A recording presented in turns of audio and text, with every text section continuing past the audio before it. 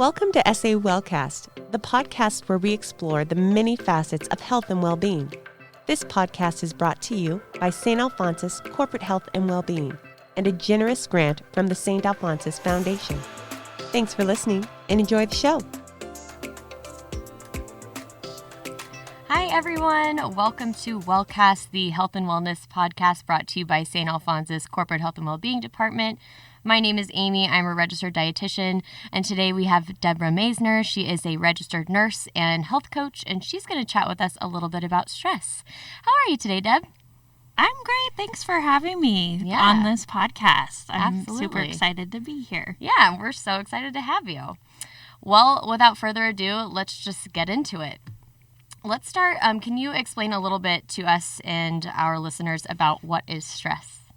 Sure. I mean, I think a lot of people know what stress is and they've experienced it. You know, it's just that overwhelming feeling of pressure. You just can't manage your life, your situations, what's going on. And there's actually two different kinds of stress. There's the immediate stress, that's that fight or flight response. And then there's chronic stress, and that's the stress that likes to hang around. And I bet we all can kind of relate to that right now, especially. Okay, so speaking a little bit more specifically, how does stress affect our bodies? Well, it can affect so many different areas of your body. Besides mental health, it can really have some negative, unfortunately, all negative consequences. So stress can increase your risk of heart attack or stroke. And then in your body, it can also cause depression, anxiety, and headaches. You can get more dry skin, acne, breakouts related to stress. Some people get stomach problems like diarrhea, constipation, indigestion, pain. And then I'm sure you've felt like that muscle tension, the tightness, those aches and pains related to stress. Some people don't realize, but your immune system can be weakened during stress. And so that is one of the side effects as well. And even your reproductive system can make PMS symptoms worse, make your libido go down, and your hormones can get thrown off. So unfortunately, there's not like some great side effects of stress, unless it like makes you work a little bit harder under pressure. That's exactly what I was going to say, because I know people who really appreciate that more like, what were you calling it, immediate stress that can kind of like light a fire under their, you know what, so to speak, to get them to work a little bit better. Yeah. But for me, stress has always been something that I've tried to work through, especially that chronic stress.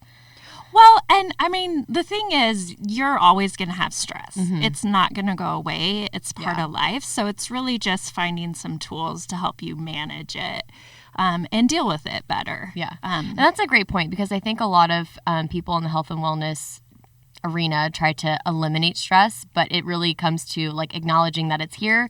It's probably going to stay. So how can we mitigate it? Yeah, totally. Awesome. All right. So especially right now, especially with our friends in healthcare, you know, a lot of stress is coming from our workplace. So what are some good places or good things that we can do to reduce stress at work? Yeah, so some tips are to, when you wake up, give yourself ample time to get ready for work, to have a breakfast. Just take your time. I mean, I know that having kids, getting rushed to go to work, making lunches, you know, whatever you're doing in the morning, even just waking up like 10 minutes early, setting out your clothes the night before, just starting your day in a more calm manner. Anything to make it easier. Yeah, totally. And then, you know, taking the time to plan your day, writing a to-do list, if that's helpful for you at work. Another thing, like during your workday, is to get some exercise in. So maybe taking the stairs, parking further away, doing breaks where you stand up and do like 10 jumping jacks, you know, just something to get the blood flowing, allowing yourself to have that break during the day. One big thing that we like to do in our department is just really do a lot of team building and initiate positive relationships. You spend so much time at work with people. So, if you like them and get to know them, it just makes it a lot better. A lot easier too. Yeah, totally. Take your lunch break. You are being paid to, well, first of all, you don't get paid during your lunch break. So take your freaking lunch break, right? I mean, and I'm guilty of this too, where I just eat at my desk. But it is important to take some time away from your actual work. Yeah, I agree. Yeah, especially like healthcare workers, where your only break sometimes is to go into the restroom. Yeah. And that's literally your break. But if that is your break, take some time in there, do some deep breathing, just have that pause during your day. Great. So those would be like some work tips I have. Okay. So kind of taking away out of the work zone and more into like home life or hobbies or whatever, do you have any other ways to reduce stress that we can bring with us outside of work? Well, I mean, besides hobbies, doing what you love, that kind of escape stuff, I do have like some, one technique I always recommend is called box breathing. And so that's something that you can do anytime, anywhere. It's just this breathing technique. I'll go through it with you, Amy, but the idea behind it is to kind of refocus, calm yourself down. It actually physically lowers your levels of cortisol. And cortisol is that stress hormone that causes a lot of those side effects in our body. Yep. So they actually teach this to Navy SEALs. You would think that when you're doing like a Navy SEAL training, you're getting real amped up going into a stressful situation. You'd think exactly like, what I think. You're like, I need to play some music. I need to get amped up. But they teach them box breathing to refocus and calm down. So what it is, we'll do it together. Okay. We're going to inhale for 4 seconds, hold that for 4 seconds, exhale for 4 seconds, and then pause. And then we'll repeat it. Okay. Ideally, you do it for like a minute. That's all it takes. Maybe 2 minutes, but super easy. So let's do it together. So definitely doable in a bathroom on your bathroom break. Well, and you're breathing all the time, and it's free. I like to tell people about these techniques because they're free. You guys, you can do them. Easy. Okay, let's go. So inhale. Hold for 4 seconds. Exhale.